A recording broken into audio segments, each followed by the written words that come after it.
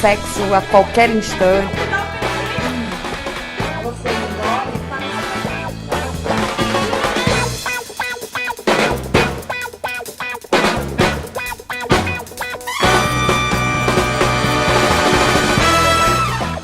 As mulheres não conhecem o próprio corpo. O nome disso é bondade, é muito usado em sadomasoquismo.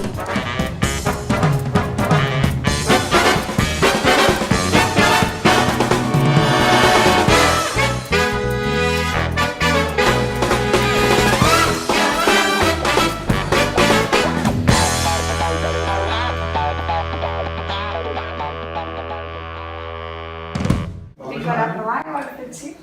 Tanto faz, fica à vontade. Finge que não tem ninguém ali, a gente tá conversando mesmo. Salve galera do Psicologia de Encontro! Hoje eu tô recebendo alguém aqui que eu já tô querendo há um certo tempo trazer aqui para conversar com a gente. E hoje eu tô recebendo aqui Mônica Moura. Muito obrigado, Mônica, por ter aceitado o convite de estar aqui conosco. Eu agradeço, é um prazer estar aqui para conversar.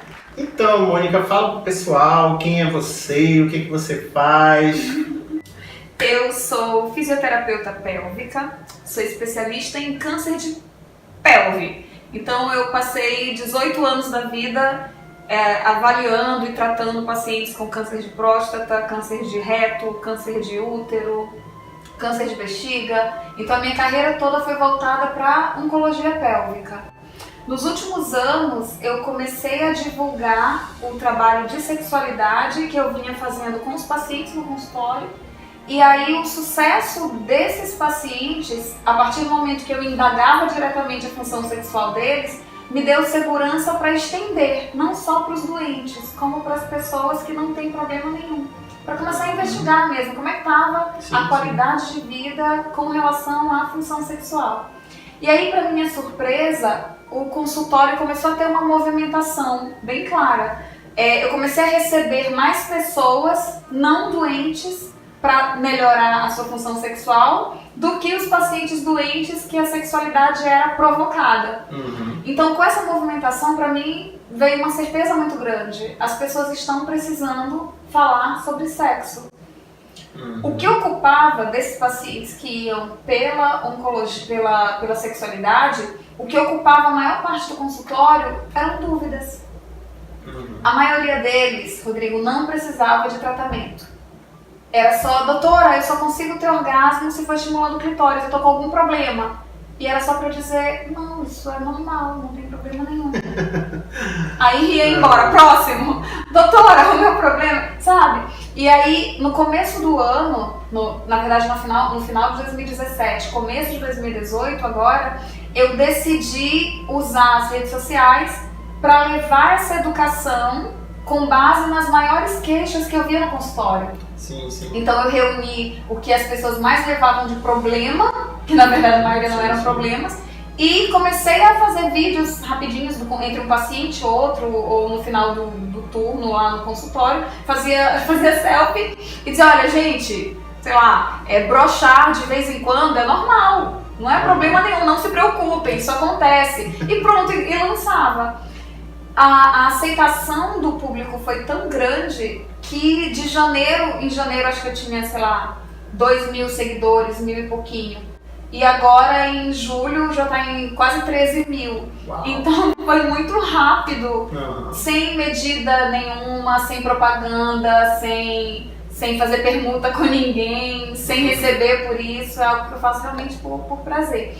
E eu sempre digo que não é levar a educação sexual para a população, não é uma caridade que eu esteja fazendo, é algo que é extremamente egoísta. Eu quero que as pessoas sejam mais felizes porque eu quero ter paz na fila do supermercado, eu quero ter paz no trânsito, eu quero ter paz... Tá, então não é, poxa Mônica, que legal, você faz isso de graça. Não é de graça. A recompensa que eu recebo é vendo a sociedade onde eu estou inserida ser transformada pela educação sexual.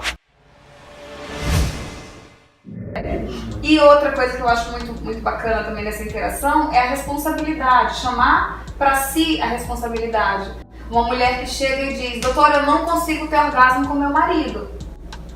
E aí eu pergunto, ok, e quando você está sozinha se masturbando, você consegue? Ela assim, doutora, me tocar, Deus me livre, eu não faço isso não. Eu digo, ok, mas a responsabilidade do teu orgasmo é tua. Tu não pode projetar a responsabilidade do teu prazer pra cima do outro. Cada um é responsável pelo seu corpo. Então, se tu estás com um problema no orgasmo, o problema é teu, o problema não é dele.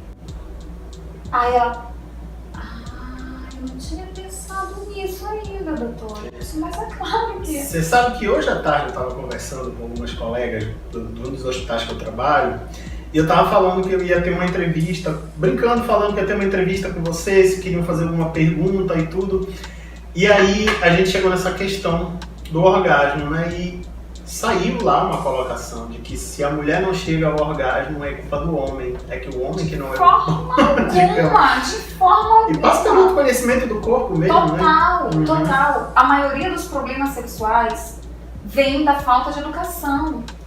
Rodrigo, é falta de educação que faz as pessoas não serem felizes sexualmente. É falta de educação não ter orgasmo. Se eu tenho uma educação sexual saudável, eu vou crescer entendendo que eu posso tocar no meu corpo e eu tenho que descobrir que prazeres eu tenho quando toco o meu corpo. A partir do momento que você não explora o seu corpo, porque você aprendeu que é feio, que é pecado, que é nojento, que Deus castiga, que não sei o que isso, que aquilo, que aquilo, você começa a enxergar a sua sexualidade como algo negativo. E isso vai ser refletido nas relações lá na frente. Porque sempre a conta sempre chega. A gente sempre vai ter que pagar a conta depois. É verdade. Então, você não recebe uma educação positiva, você só recebe uma educação sexual quando recebe. É uma educação sexual negativa, do tipo... Cuidado pra não engravidar, cuidado pra não pegar menino, ninguém respeita a mãe solteira, cuidado pra não pegar AIDS, cuidado, é sempre o cuidado que o sexo é muito perigoso. Gente, o sexo não é muito perigoso, o sexo é muito prazeroso. Vamos falar sobre o lado bom do sexo, vamos falar sobre as vantagens e como melhorar o que já está bom. Se a gente começar a embutir na cabeça das pessoas, desde pequenininhas, que o sexo é algo que vai trazer um dano muito grande, porque eu tive medo de perder a virgindade. E eu nem gosto desse termo, perder a virgindade, né? Ninguém perde nada. Quando eu percebi que eu queria iniciar a vida sexual, eu já percebi isso com medo. Vai doer. Olha aí. Vai doer. Porque eu aprendi que quando o ímen vai ser rompido, dói. Então, aquela vontade que eu tinha já era imediatamente reprimida pelo medo que eu tinha da dor que eu poderia sentir. Na verdade, eu já tinha certeza que eu ia sentir dor, porque todo mundo falava que ia doer. E nem doeu. Então, assim, reforça. A gente o tempo todo recebe uma educação que poda, uma educação sexual que proíbe, uma educação sexual que pune, né? A mulher não pode ter muitos parceiros, porque senão ninguém vai respeitar. Ela vai ser taxada disso, daquilo, mas o homem pode. Né? A mulher não pode se tocar, mas o homem pode. Por que será que as mulheres têm tanto problema em ter orgasmo? Exato. O homem, todo mundo respeita. O homem tá se masturbando, minha filha, não bata na porta do banheiro não, que o seu irmão tá no momento dele. O pai compra a revista, né? O pai compra, mostra, leva né? Numa casa de primas, e aí a gente percebe o quanto, e anatomicamente, vamos combinar, né? O homem tem um pênis externo lá, exposto, ele pega, ele coça o saco sem nenhum pudor, e a mulher não. Anatomicamente, a nossa posição já não é estratégica, né? Tem que pegar espelhinho embaixo, não consegue ver, é um drama para enxergar sua própria genitália. E aí, para tocar na genitália, além do acesso anatômico, que já é difícil, tem o tabu, tem o Deus castiga, tem o não pode, tem o minha mãe disse que eu não devo tocar. Então, o prazer da mulher, lá no instante da descoberta, já é cortado. E aí ela leva isso para a relação sexual. Um homem não vai para um ato sexual sem gozar, porque ele se toca desde o início e ele já sabe qual é a velocidade, qual é a direção, qual é a pressão. O homem sabe o que é orgasmo porque ele testou desde que ele tinha 9 anos e descobriu que o pênis ficava duro e ia pra cima. A mulher não. A mulher espera para ser descoberta, para ser apresentada quando ela inicia a vida sexual.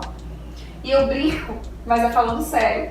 Eu ainda vou estabelecer uma lei que proíbe todo mundo de iniciar a vida sexual sem antes ter tido um orgasmo sozinho. Eu acho que a mulher só deveria partir para a relação sexual a dois depois que ela já conhecesse o corpo dela, já tivesse explorado, já tivesse descoberto o que é o prazer sozinha. E eu acho que a gente tem que levar me sinto na obrigação de levar esse entendimento da necessidade de se descobrir, da necessidade de assumir a responsabilidade sobre o que a gente é, sobre o que a gente tem. Nós somos isso daqui, a gente não tem um corpo, a gente é um corpo. Eu só sou isso daqui, quando o meu corpo deixar de existir, eu não existo mais. Então, quando é que eu vou assumir a responsabilidade sobre quem eu sou? Sim. E é importante você falar sobre isso, que eu tenho conversado muito assim no meu consultório, no meu dia a dia mesmo, o quanto as pessoas estão passando a regência da sua vida para a mão de outras pessoas. Seja da moda, da religião, do psicólogo.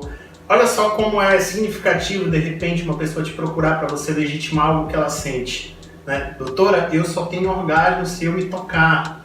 Né? E aí você vai lá e diz, e a pessoa se sente aliviada, parece assim... que agora ufa, eu sou normal, sim. A doutora disse, eu tô normal, né? Ou então o doutor disse que eu... Então eu e me incomoda muito essa coisa, sabe? Às vezes tem muita gente que me procura em rede social pra me falar assim, Rodrigo, eu me sinto assim, assim, assim, isso é normal. Isso é normal, é a frase que sempre... E eu tenho um ranço dessa frase, sabe? Porque me parece assim que você não respeita quem você é, o que você sente, sabe? Mas eu acho que essa questão aí fundamental do não existe o normal, né? Eu sinto que as pessoas buscam se encaixar em algo. E o meu trabalho na educação sexual, na sexualidade, no canal, no Instagram, meu trabalho é fazer o contrário, é dizer, ei, para, tu não é todo mundo. É a minha frase, a minha mãe sempre a minha mãe dizer, tu não é todo mundo, mãe. Mas mãe, todo mundo vai, mãe, deixa eu ir. Tu não és todo mundo, Mônica. Então assim, cara, eu ouvi tanto isso, por que eu não escutei com atenção isso? Realmente eu não sou todo mundo. Eu não preciso me encaixar em um triângulo, um quadrado, um círculo ou uma estrela. Eu sou uma outra forma que não é nenhuma dessas e tá tudo bem, tá tudo normal comigo. Né? Então acho que essa necessidade de ser triângulo, quadrado, círculo ou estrela acaba gerando muita angústia nas pessoas. Em relacionamentos isso é difícil de se viver, Mônica?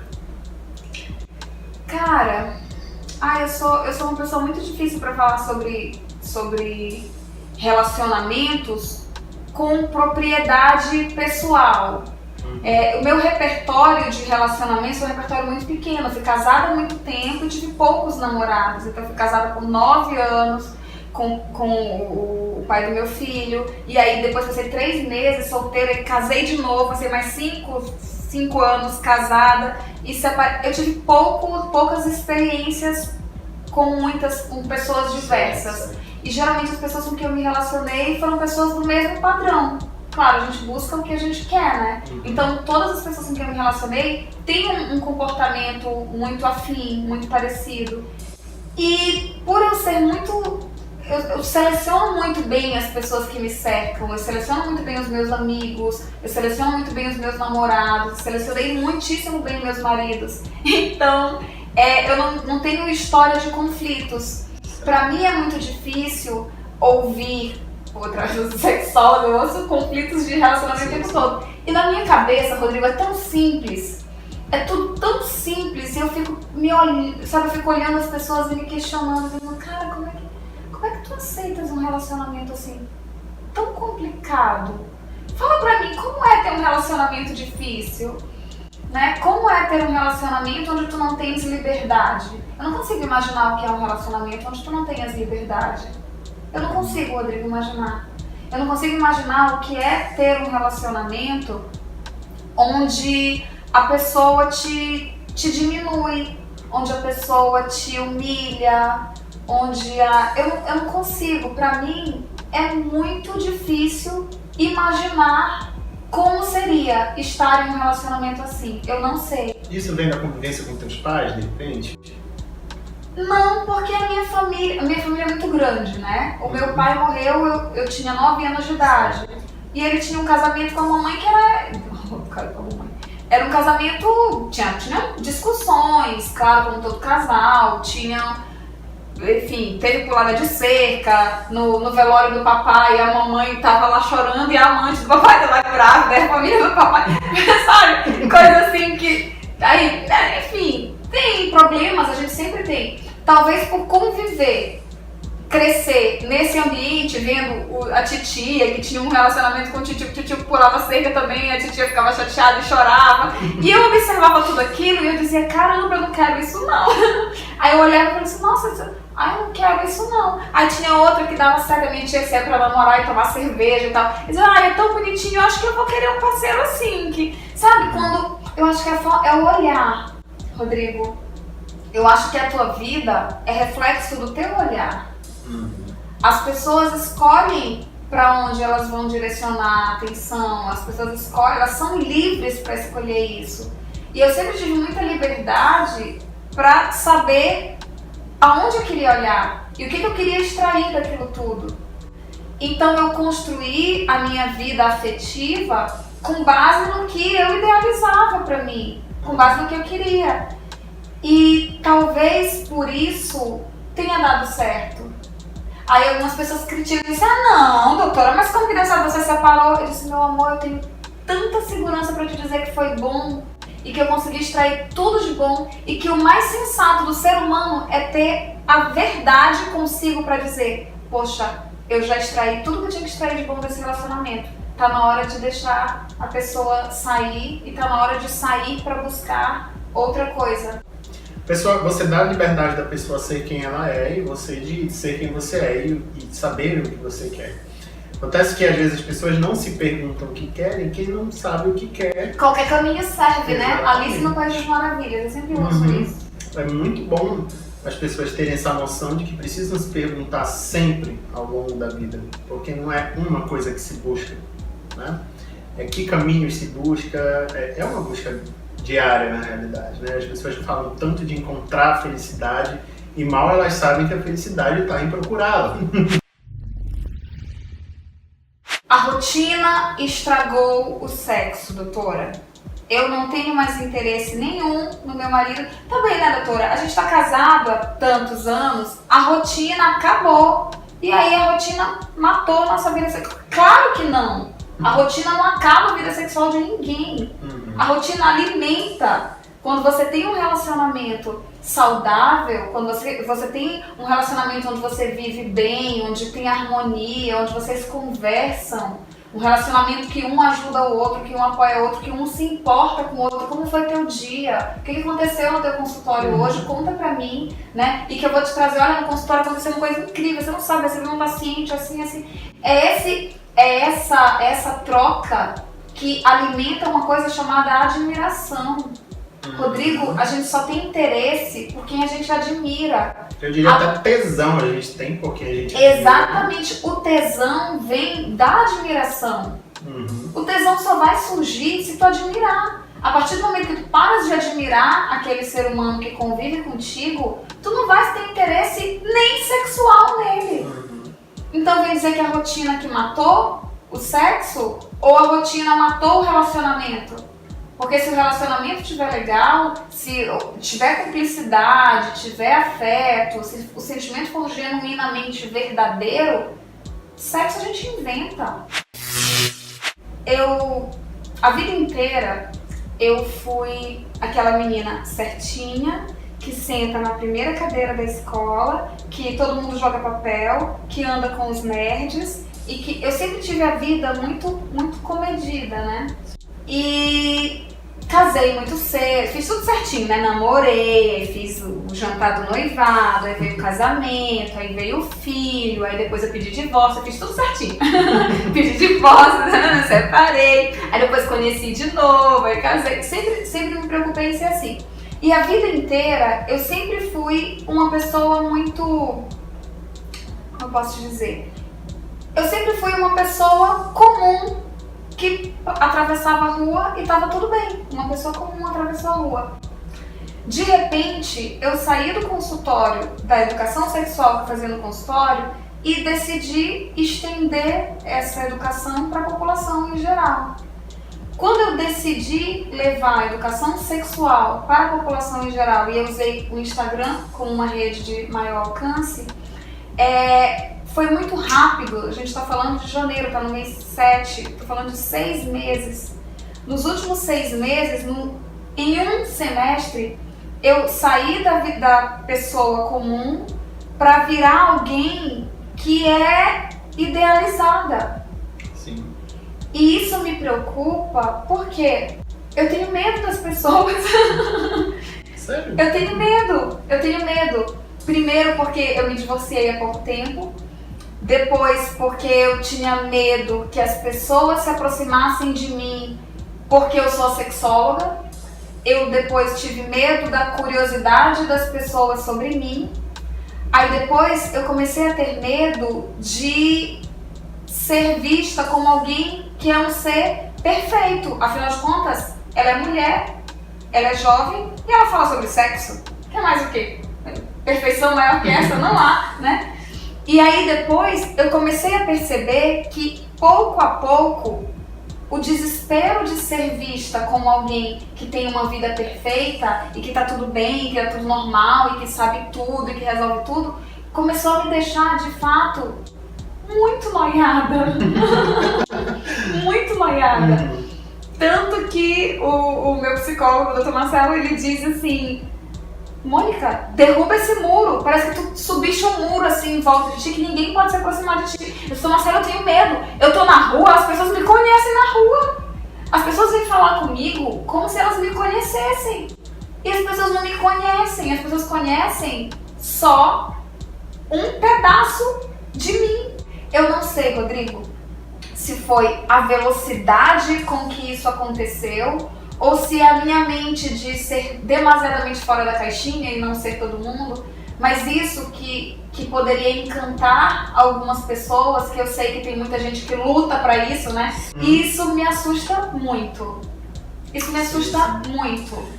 Invariavelmente, como eu falei pra você, antes da gente começar a conversar aqui, né, as pessoas vão projetar em nós as frustrações.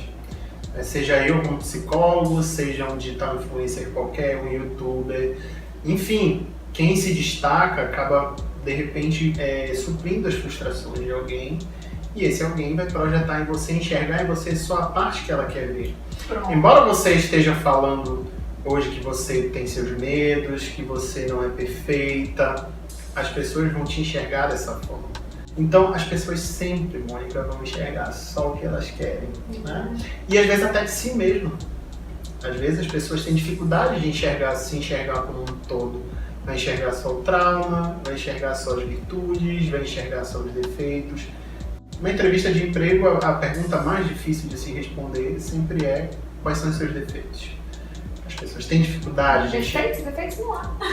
Ou então as qualidades. Então, há uma dificuldade de se enxergar em totalidade. Responda rápido. Pau que nasce torto nunca se endireita. Endireita sim.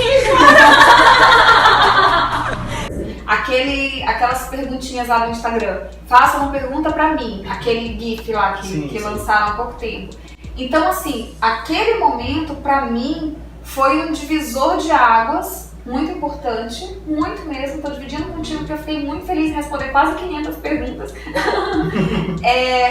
Foi um divisor de águas porque ali eu pude ser eu, de verdade.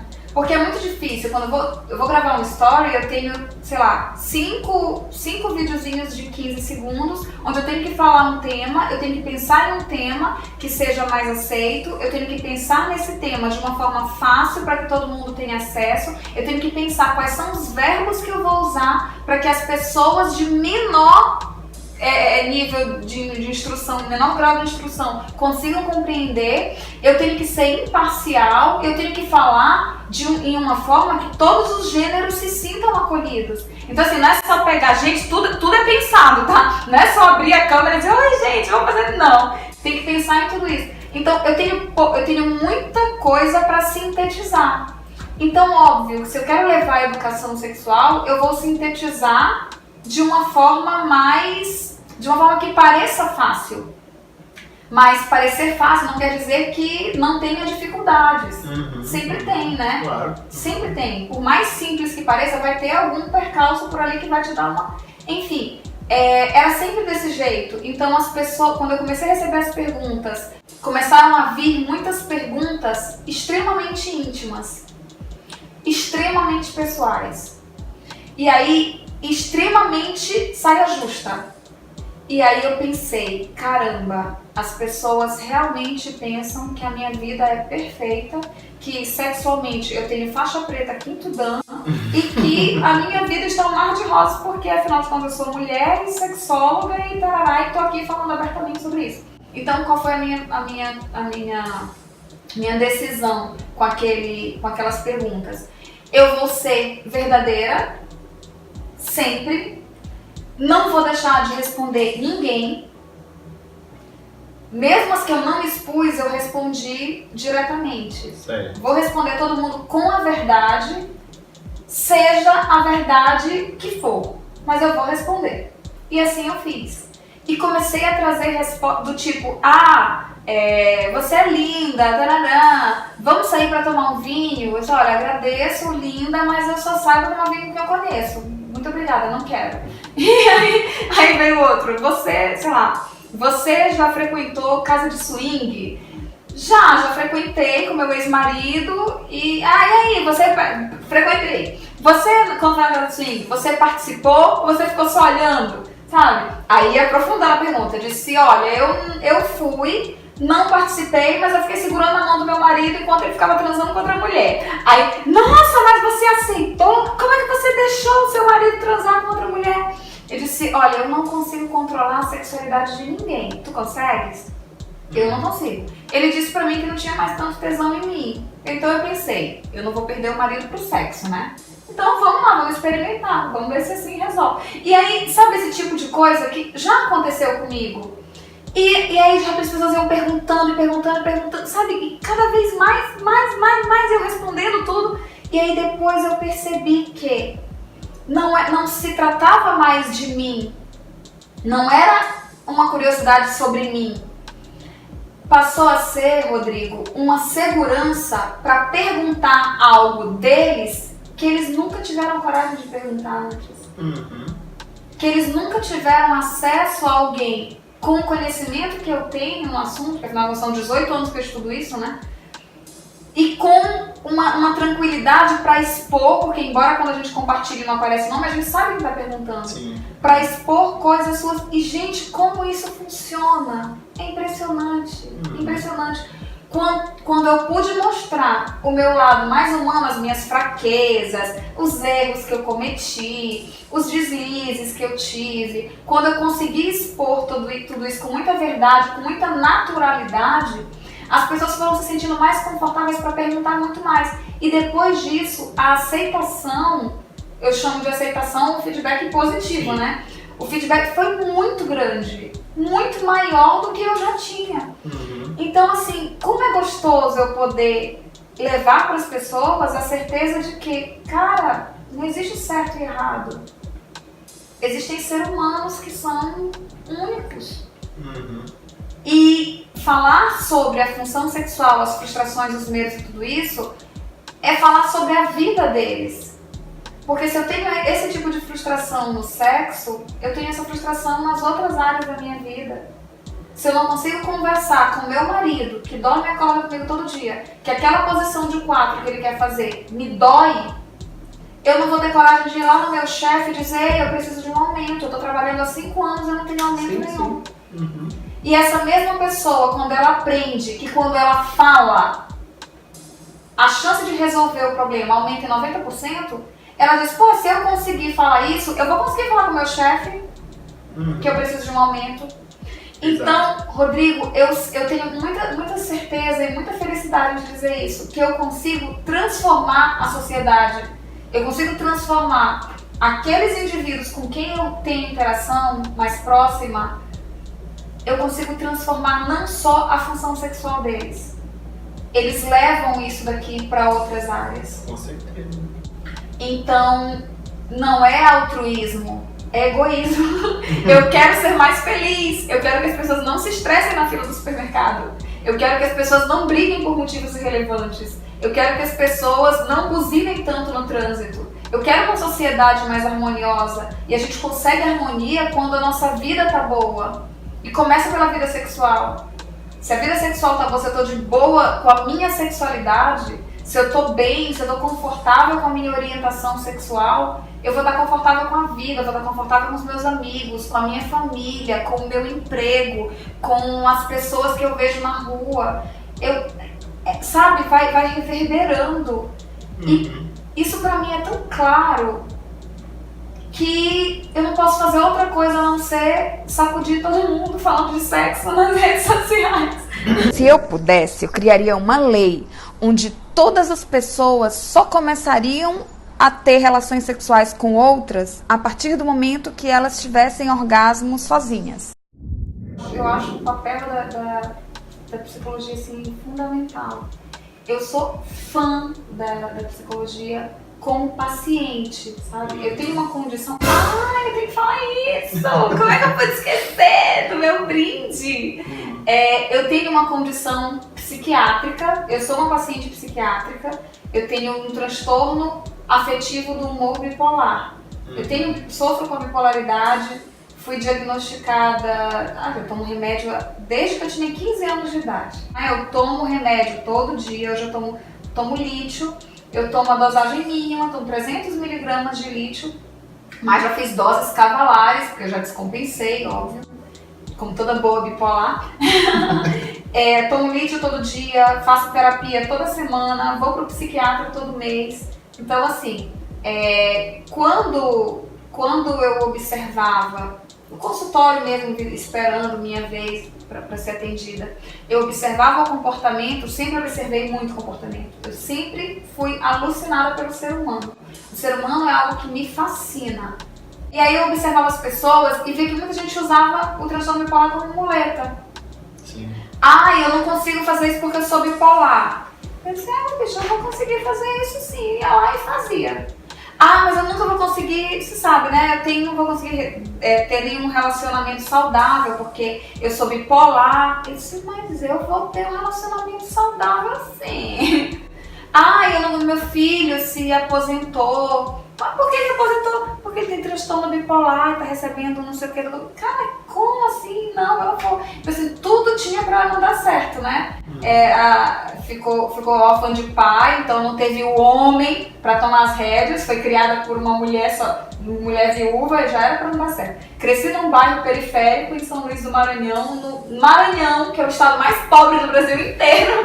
Então também tinha tudo pra não dar certo, mas deu certo, saí de lá, né? Saí viva. E muito bem educada com tudo isso. Aí tem transtorno bipolar, que também tinha tudo pra não dar certo, que era pra ser uma vida uma cagada, mas assim, tem cagada? Tem, mas a gente vai lá e resolve. Sim. Então assim, tudo o que as pessoas usam como muleta, todo aquele... isso aqui é meu, deixa eu me abraçar aqui, eu sou bipolar, deixa eu ficar abraçadinha aqui com a minha bipolaridade e dizer que eu não consigo.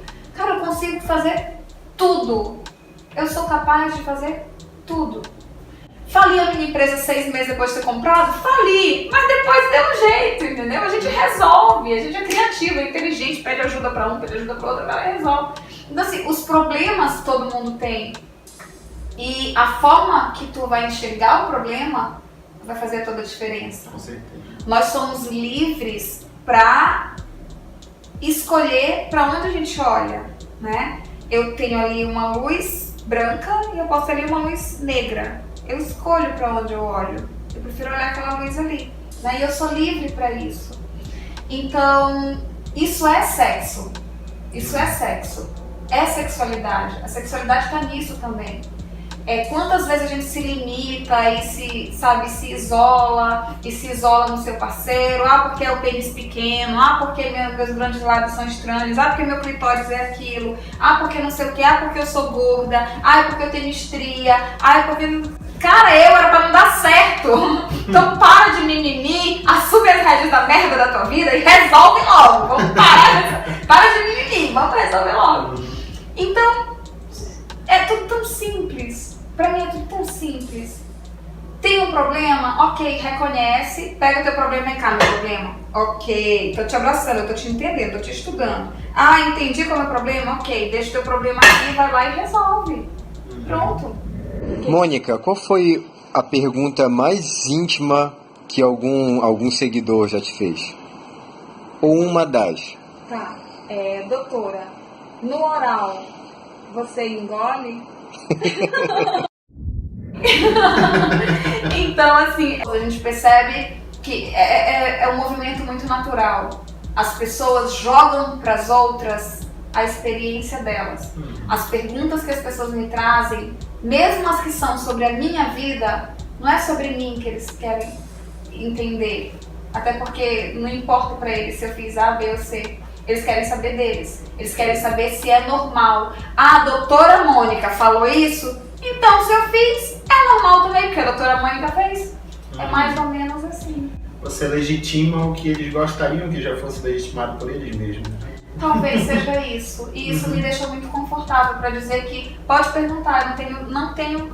Aí uma moça perguntou assim: doutora, a senhora não fica incomodada que essas pessoas fiquem perguntando coisas tão íntimas sobre a sua vida? E aí foi linda a resposta que eu dei para ela. Eu disse: a minha proposta de vida é levar a educação sexual sem tabu e sem frescura. Tu imaginas como seria incoerente da minha parte ficar cheia de mimimi e me colocar em cima de um pedestal como se eu não pudesse falar sobre a minha vida sexual? Vocês aí falem da vida sexual de vocês. Eu não vou falar da minha vida sexual porque eu sou a perfeita. Claro que não, gente. Eu teria que expor. E não te preocupa não, porque se eu tô me expondo é porque eu me sinto segura o suficiente para me defender. Pode deixar que eu respondo. Maravilha. E eu dei muita risada de algumas Quem não, né? Muita gente disse, Mônica, que as tuas respostas são as melhores. Eu me identifiquei tanto, Mônica. Então, o que traz você até aqui?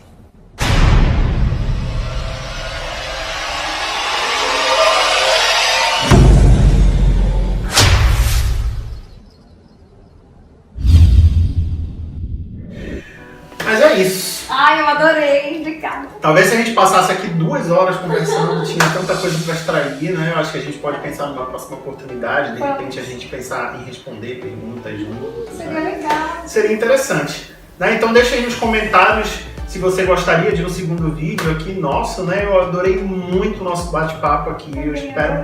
Eu sei que tem muita coisa a mais para saber sobre você, mas não dá. Essa mulher é extremamente complexa e tem muita coisa realmente para perguntar.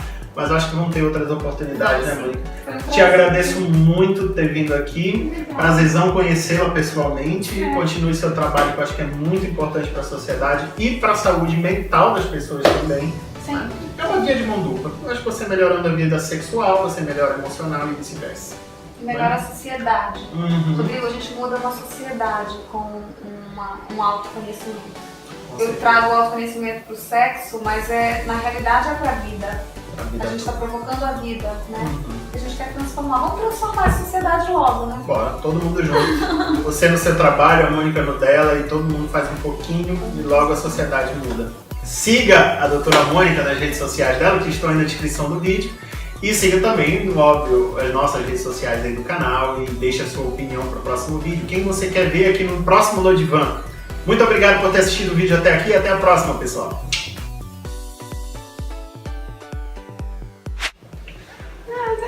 Obrigado, Mônica. Obrigadão. Poxa, mas tinha tanta coisa, mas acho que a gente já tem muito conteúdo. Temos, né? Conversa muito boa, assim. Eu vou ter uma grande dificuldade de editar isso. Boa Porque sorte. tudo que eu